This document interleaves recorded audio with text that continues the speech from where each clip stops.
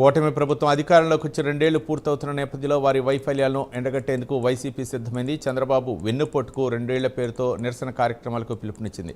ఈ మేరకు ఆ పార్టీ రాష్ట్ర సమన్వయకర్త సజ్జల రామకృష్ణారెడ్డి పోస్టర్ బుక్లెట్ను ఆవిష్కరించారు. 4 నుంచి 12 వరకు రాష్ట్ర వ్యాప్తంగా నిరసన కార్యక్రమాలు చేపట్టనున్నట్లు చెప్పారు.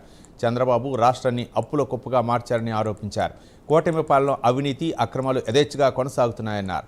హామీలను అమలు చేయడంలో ప్రభుత్వం పూర్తిగా విఫలమైందన్నారు. విద్యా, వైద్య రంగాలను సర్వనాశనం చేశారని, దాన్ని ప్రశ్నించిన తమ పార్టీ నేతలపై అక్రమ కేసులు పెడుతున్నారని మండిపడ్డారు. మెగా డిఎస్సీ పేరుతో దగా చేశారంటూ సజ్జల ఆగ్రహం వ్యక్తం చేశారు.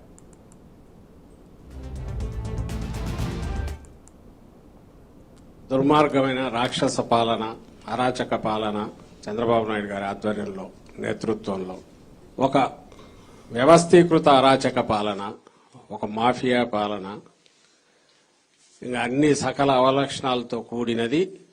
ఎలాంటి జంకు గొంకు లేకుండా బరి తెగించి చట్టాన్ని పూర్తిగా వాడుకొని వ్యవస్థలన్నింటినీ తమకు అనుకూలంగా, తమ ప్రయోజనాలకు అనుకూలంగా వాటిని బెండ్ చేసి అధికార యంత్రాంగాన్ని కావచ్చు, అది పోలీసు పరంగా, రెవెన్యూ పరంగా ఎలాగైనా సరే అవినీతి విచ్చలవిడిగా జరుగుతోంది. ఒకవైపు రాష్ట్రాన్ని ఏమో 2 ఏళ్లలోనే మా పాలనలో, జగన్మోహన్ రెడ్డి గారి పాలనలో 5 ఏళ్లలో చేసిన అప్పు కంటే ఎక్కువ 2 ఏళ్లలోనే అప్పులు కూడా చేసి, అంటే ఏది వర్ణించాలనో, దేని మీద నిరసన తెలియజేయాలనో కూడా తెలియని పరిస్థితిలో తానిచ్చిన మోసపూరిత హామీలు పక్కకు తోసేయడమే కాకుండా అవన్నీ పూర్తి చేసేసానని ఎలాంటి సిగ్గు ఎగ్గు లేకుండా ఓపెన్గా ఆయన ప్రకటించుకుంటున్న నేపథ్యంలో మరి కేవలం నిరసన తెలపడమే కాకుండా రాష్ట్రం అంతటా ఒక చర్చ కింది వరకు రాష్ట్ర ప్రజల్లో కూడా జరగాలంటే